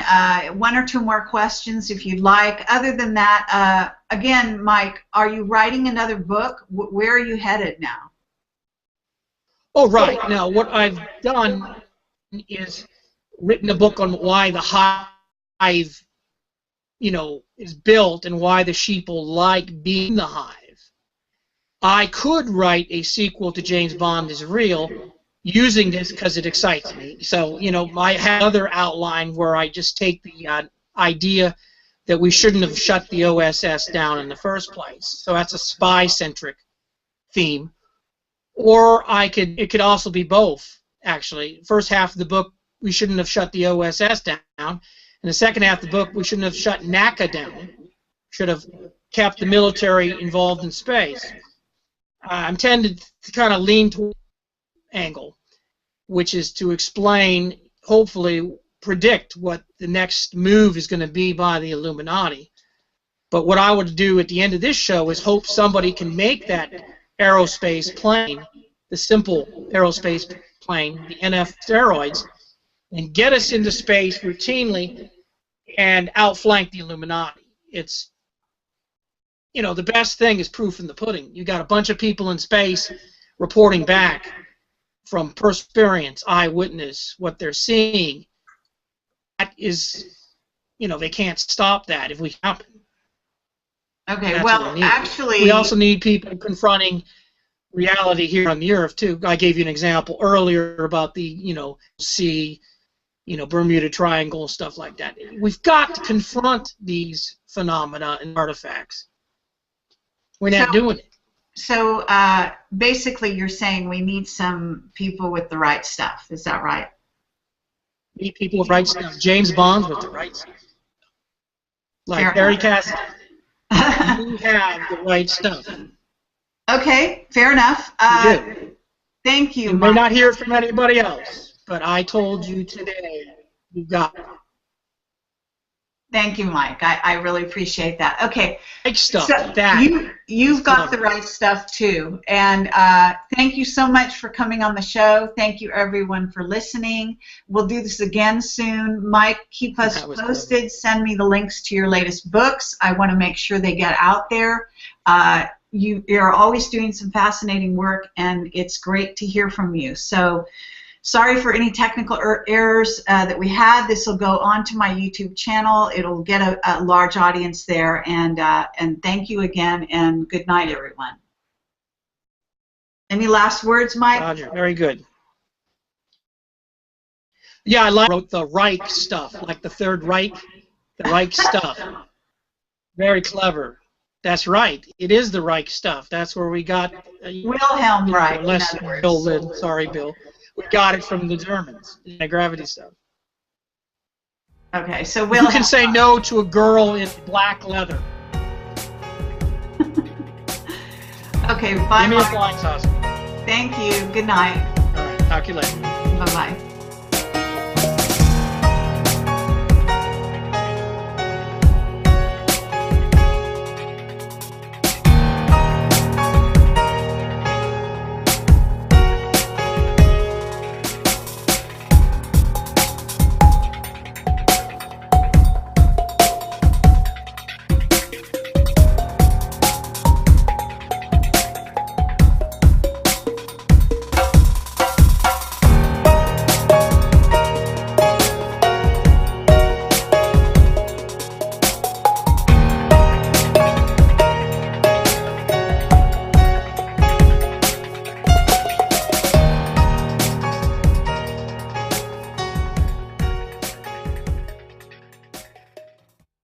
Out that don't fit, you're going to have to do some reality reconciliation. So that's the James Bond method. If you notice, James Bond, Ian Fleming's character, will reality confront these weird things to get a response, to get some kind of tell about what's going on, not just sitting back and trying to run a test tube experiment. We'll talk a little bit about that. That's no way to view life in this planet or in the universe, is by a test tube repeatability experiment. There's more going on here than our theology is even able to grasp. So there are supernatural actors going on. Now, Commander Fleming was of British Naval Intelligence, and after the war he was working for MI6 Special Secret Intelligence Service, before the war for a short period of time and then after. And Jim Mars thinks that he was murdered just before the Warren Commission came out, because with the 007 fan base, he could have told the world it was bogus and a lot of people would have believed him. So he was a friend with President Kennedy, and it's suspicious that he died just before the Warren Commission came out. So the first question we're going to ask, the reality confrontation, is part one. Why don't they want Chuck Yeager in space? If you've seen the movie The Right Stuff, you will see that they don't want him in space. And that doesn't make sense, because the beginning of the movie, they asked the question, is there a demon lurking around Mach 1? You know, the voiceover, is there a demon lurking around Mach 1? And pilots are getting killed. And you'd think Zebi would want somebody like Chuck Yeager to confront that. Is there some kind of supernatural entity stopping you from going faster than the speed of sound? Some kind of mechanical resistance? Or, you know, let's find something that does go faster than the speed of sound, like the .45 caliber bullet, replicate that in the fuselage of your plane, make the thinnest wings possible and a rocket engine, push the envelope, bang, you've broken the sound barrier. So that's reality confrontation. Such men that are willing to put themselves in kinetic energy danger have the right stuff. So once you've reality confronted, you have this piece of information, then you've got to reconcile that with your previous thoughts. So what you have at the end of World War II is that the evil men and women running the world were thwarted by men like Chuck Yeager, Ian Fleming, James Gavin, George S. Patton. All these guys have the right stuff, which is a combination of decency and courage. They basically put the kibosh on World War II. So the powers that be said, we're not going to let these guys be in charge ever again, because we saw what happened. They break things like the sound barrier to end wars before they're supposed to result in Nazi Germany running the world. So in 1954, the Bilderberg Hotel meeting, where they named the name Bilderbergers, they consciously decided to not build a public utopia. They said, we could do it with the new technology coming out, but we're not going to do it because we don't like the people. We don't like sheeple. So we're going to build a private utopia for us. And you can read about it in our new book called Hive Theory, Why Humans Stay in Destructive Rackets. It's a free book. We're not making money. We're just saying, here, let's look at the facts. And you can find that free book on Hive Theory on lulu.com/spotlight. James Bond is real. So that reconciliation took place, unfortunately, was with the bad guys. The bad guys reconciled what was going on, and they said, we're not going to let good try to paint him as a nice guy and a saint and all that. He wasn't, warlike.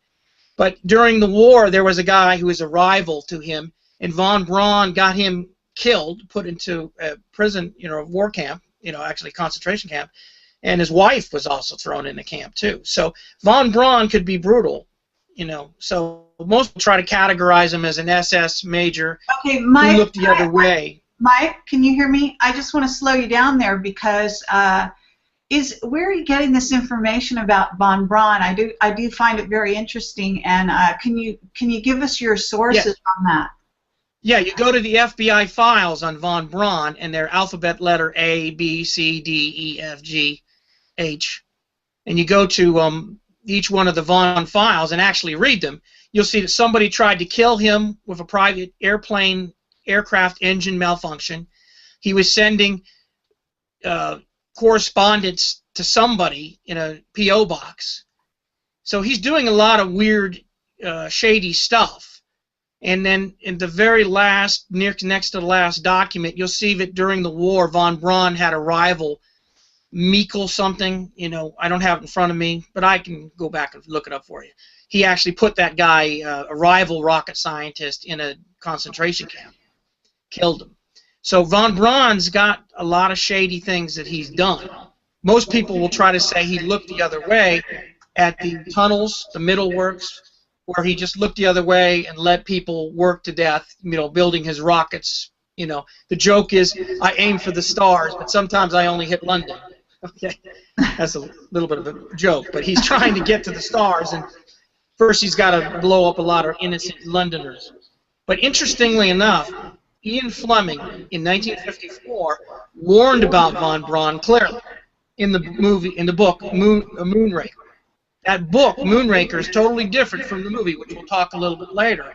But in it, it's clearly von Braun is Drax, former SS officer, and he has a nuclear-tipped rocket test aimed at London to do what? Destroy the financial markets and get a killing on the stock market. Now, doesn't that sound familiar? They got the idea of the 9/11 people got the idea of reading Ian Fleming. Let me ask you, where you're saying he was the character. How do you know that Ian Fleming intended that character to be von Braun? Did he look like him? Was there some obvious designation that made it really clear in the viewer's eye? Yes, he was an SS major. Drax. Hugo Drax was trying to infiltrate Allied headquarters, and a bomb went off, and it disfigured his face.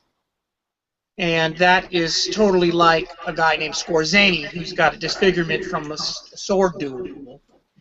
And then you've got him taking an alter ego bomb of being a altruistic scientist who's going to give the West rocketry for ballistic missiles to, you know, supposedly keep the Soviets at bay and eventually go into space. So Drax is a character clearly drawn as a combination of Otto Skorzeny, the leader of the Brandenburgers, okay, German SS Special Forces Unit, and von Braun. It's a combination of both of those guys.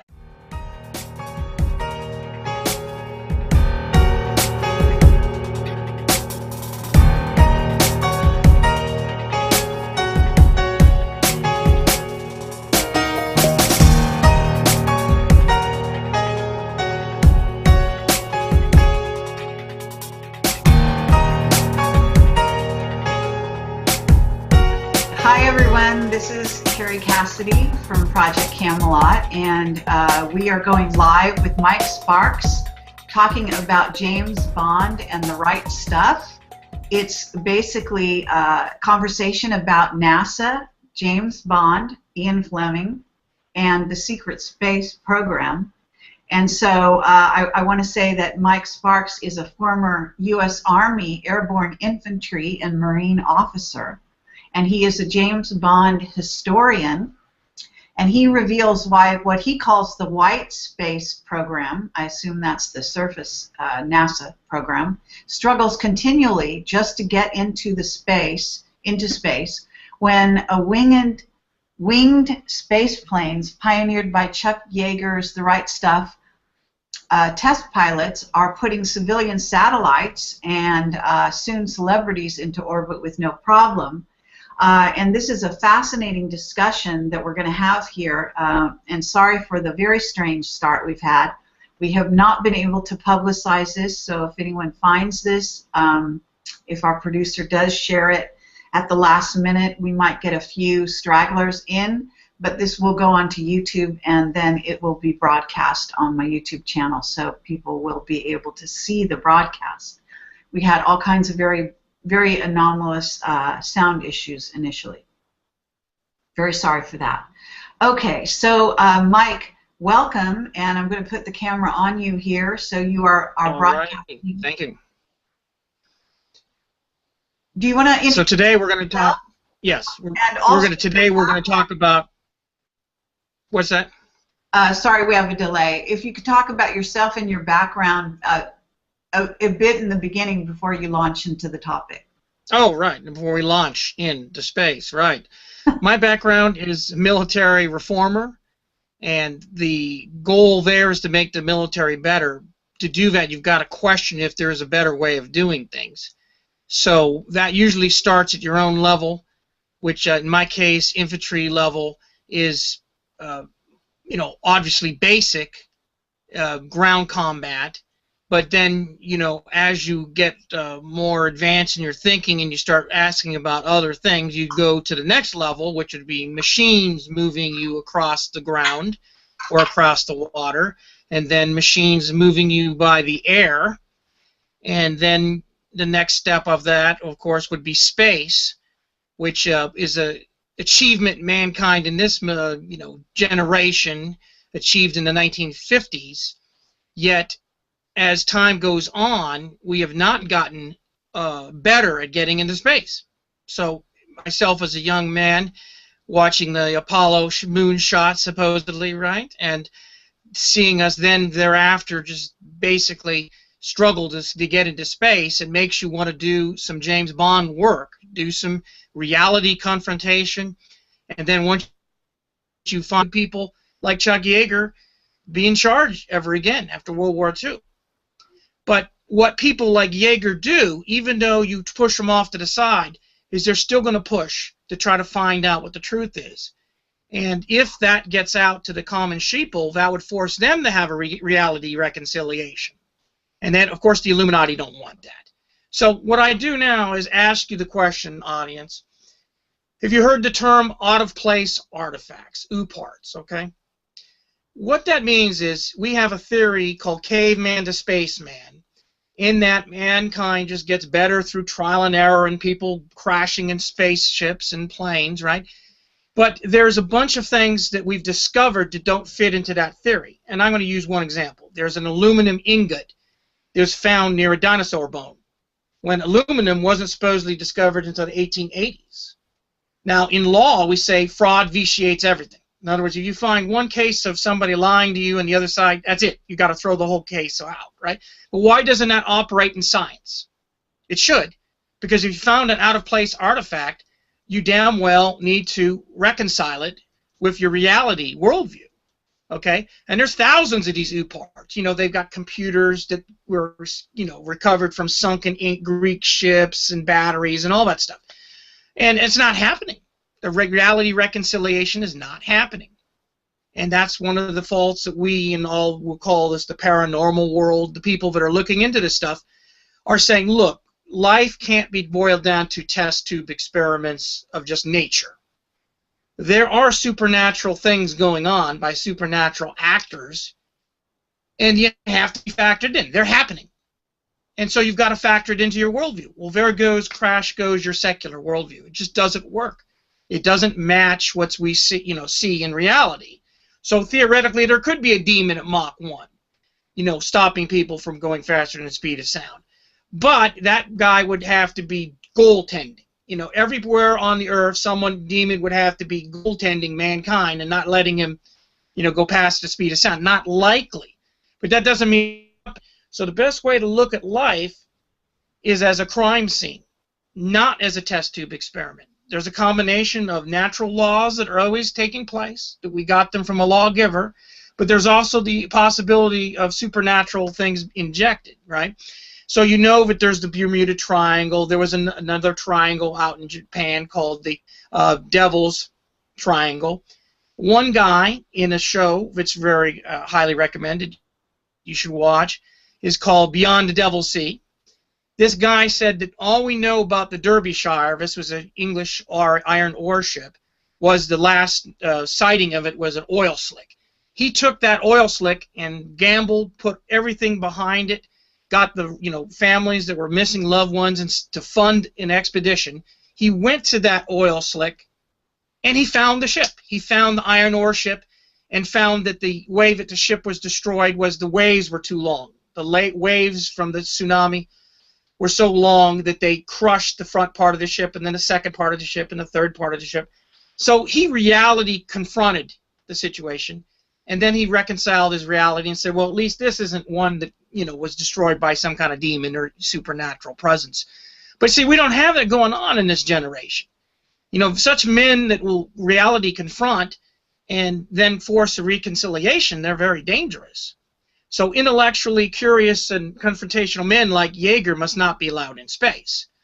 So the Illuminati must have came up with a way to suppress these men with the right stuff from getting into space. That's what you see the evidence of. You see that there's a fake space program that has deliberately handicapped us from going into space by a deliberate, dangerous inefficiency. Okay? Now, the book and the movie Right Stuff is a brilliant movie and book, and it's got lots of clues being given in the book and the movie. So in 1947, you have the movie beginning with the 1947 struggle to get past the sound barrier. And then as the movie goes on, we try to double the sound barrier speed and triple the sound barrier to about 1956. So remember 1956. Okay? Then the movie changes, and it shows the Russian cosmonauts launching Sputnik in 57 the next year, causing a Red Scare. But even in the movie The Right Stuff, you'll see a smoke-filled room with obviously President Eisenhower and German Nazi rocket scientist von Braun in there, saying we could have put the satellite in orbit a year or two ago, but we kept giving the budget to the Navy. And that's true. I found that independently true in General James Gavin's book, War and Peace in the Space Age, which he wrote in '58 and discussed when he retired from the U.S. military, Department of Defense, is that we basically knew that the Russians needed to handicap help. So we basically gave the money to the Navy, which was incompetent to get into space with satellites, and that gave the Russians a chance to put Sputnik, and then everyone's scared, and that boosts our budget. You see, it's an insider game of collusion where the Illuminati, if necessary, will let the enemy have some help to scare more money out of the sheeple and to further along their, Hegelian dialect, which is problem, reaction, synthesis. Make the problem, overreact, force people to compromise, and it's all what they wanted to do. But what's highly interesting is that the Rockefeller Illuminati run the FBI, and they were harassing the Rothschild-Bauer German-Jewish Illuminati rocket scientist named Jack Parsons, who was using solid rocket fuel. They harassed them so bad that one of the guys in the group named Tsien, right? I'm not pronouncing his name right, but it's Tsien, he defected to Red China to start their own nuclear ballistic program. He was a red, white, and blue American helping us win World War II, and then the FBI starts harassing him. Next thing you know, he goes back to Red China. And that's more of that collusion and instigating the other side. And I think that they murdered Jack Parsons. He was working in his garage one day, boom, no more Jack Parsons. But Jack Parsons was doing that weird sex club, religious, we'll call it franchise from Aleister Crowley, right? So he was doing all this Illuminati, Rothschild, sex-obsessed stuff. And I think that the Operation Paperclip with Werner von Braun using liquid rocket fuel as their way, deliberately pushed him out. They just said, push those solid rocket fuel guys out, and they were pretty brutal about it. Now, if you go into the FBI records, von Braun did that during the war.